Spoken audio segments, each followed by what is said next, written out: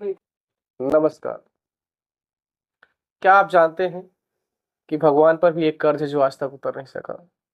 जी, हम बात करने जा रहे हैं एक दिव्य कथा की, जिसके बारे में आप लोगों ने शायद सुना हो। हम बात करने जा रहे हैं भगवान वेंकटेश्वर पर कुबेर भगवान के कर्ज की।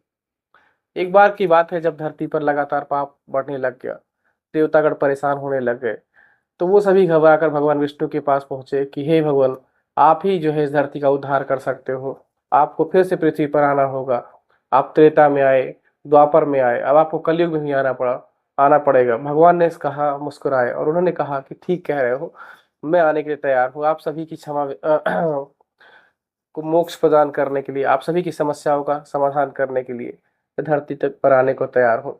मैं तिरुमाला की 7 पहाड़ियों के बीच में प्रकट होऊंगा। इसके बाद भगवान वेंकटेश्वर के रूप में इस धरती पर तिरुमाला की 7 पहाड़ियों के बीच में विराजमान होते हैं और एक लंबी पूजा में व्यस्त हो जाते हैं, लंबा अभ्यास करते हैं वो। इसी दौरान राजा अक्षराज को कोई संतान नहीं थी, वो भी एक लंबी पूजा कर रहे थे। उस यज्ञ पूजा के फल स्वरूप उन्हें एक कमल पर विराजमान दिव्य कन्या की प्राप्त हुई, जिसका उन्होंने पद्मावती नाम रखा। पद्मावती धीरे धीरे बड़ी हुई, अति सुंदर थी। एक दिन अचानक शिकार करने के लिए जंगल में भ्रमण करते समय वो घूमते घूमते तिरुमाला के पर्वतों पर जा पहुंची। वहां पर्वतों के बीच में उन्होंने देखा कि भगवान जो है पूजा में व्यस्त है। भगवान को देखने के बाद उनका मन उन पर मोहित हो गया। इसी दौरान भगवान ने भी देवी को देखा और उन्हें लगा कि ये हमारे जीवन में हमारे संगिनी के रूप में ही यही उचित है।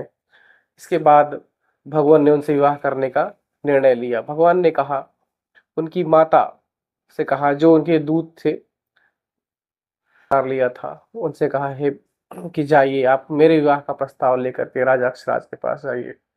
उनकी माँ राजा अक्षराज के पास गई।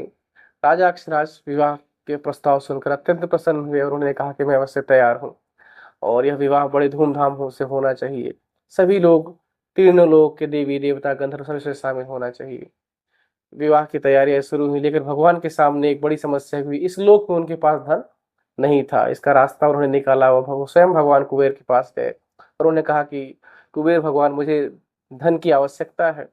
कुबेर भगवान ने कहा कि हे नारायण, आप सबको देने वाले हैं, आपको भला कोई कैसे दे सकता है? तो उन्होंने कहा कि मैं इस लोक में मेरे पास कोई धन उपलब्ध नहीं है और विवाह को बहुत भव्य करना है। तो कुबेर जी ने भगवान को उतना धन दे दिया जितना वैकुंठ में है, लेकिन उन्होंने एक अजीब सी शर्त रखी कि भगवान, आप जब तक ये कर्ज पूरा नहीं कर लेते तब तक आप इस लोक को छोड़ करके नहीं जा सकते, आपको यहीं पे रहना पड़ेगा। भगवान ने कहा तथास्तु, अगर आप ऐसा चाहते हैं तो ऐसा ही होगा। विवाह संपन्न हुआ। ब्रह्मा विष्णु महेश इंद्र दिक्पाल सारे के सारे उसमें मौजूद थे। इस विवाह को बिल्कुल अजर अमर कर दिया गया और उसी के लिए आज भी तिरुपति में ब्रह्मोत्सव पर विवाह मनाया जाता है।